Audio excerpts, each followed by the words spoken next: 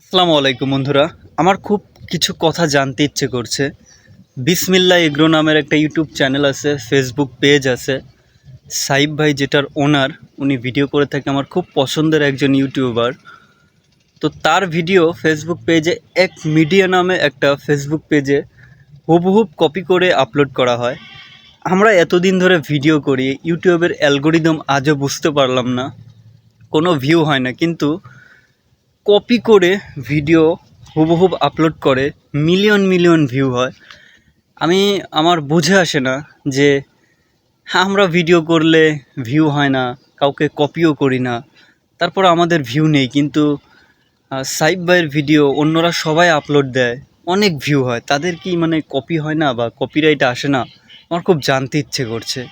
আচ্ছা, YouTube algorithm কি পাগল? প্লিজ একটু সবাই কমেন্ট করে যাবেন, একটু পরামর্শ দিবেন। আসসালামু আলাইকুম।